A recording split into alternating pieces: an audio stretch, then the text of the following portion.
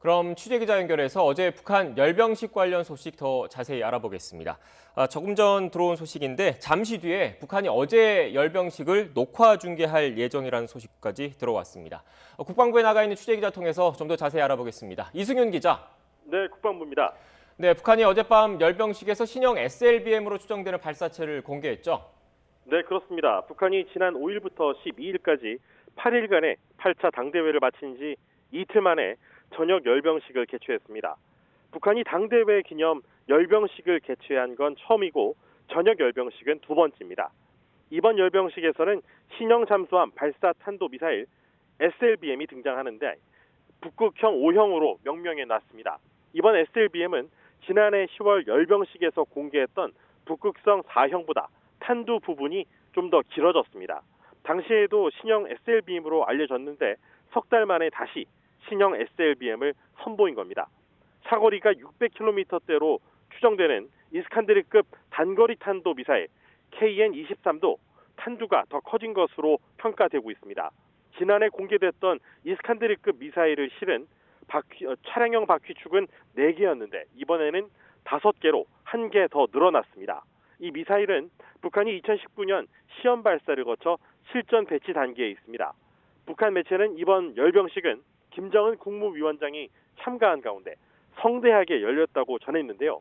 지난해 공개했던 신형 대륙간 탄도미사일 ICBM인 화성 16형은 이번에 나오지 않은 것으로 보입니다. 이에 따라 전체 열병식 규모는 지난해보다 줄어든 것으로 평가되고 있습니다. 북한은 조금 전 오후 3시부터 8차 당대회 기념 열병식 중계 방송을 한다고 예고해서 그 내용에 관심이 모아지고 있습니다.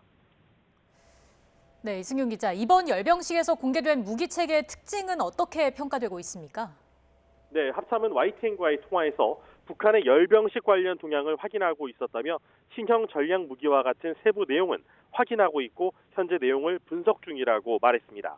북한 매체는 SLBM과 관련해 세계를 압도하는 군사 기술적 강세를 확고하게 틀어준 혁명 강군의 위력을 힘있게 과시하며 수중 전략 탄도탄, 세계 최강의 병기라고 밝혔습니다.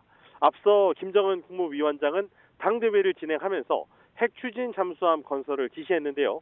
이 잠수함을 건조하기에 앞서 핵탄두를 탑재할 수 있는 SLBM의 성능을 꾸준하게 개량하고 있다는 점을 과시하기 위해서 석 달 만에 다시 신형 SLBM을 선보인 것으로 보입니다.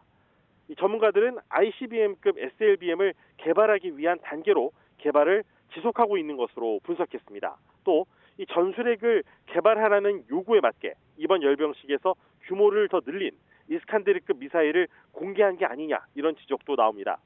이어 김정은 위원장은 다탄두 미사일도 언급했는데 이번에 화성 16형을 공개하지 않은 건 아직 준비가 덜 됐기 때문으로 예상됩니다. 다만 지난번에 공개했던 화성 16형이 다탄두 탑재 가능성이 나왔던 만큼 이번에 별도로 공개할 필요성이 없었을 그런 가능성도 있습니다. 이번 열병식에서 주석단에는 이 김정은 위원장을 비롯해서 최룡해 최고인민회의 상임위원장, 조용원 당비서 등이 함께 올라서 열병식을 지켜봤습니다.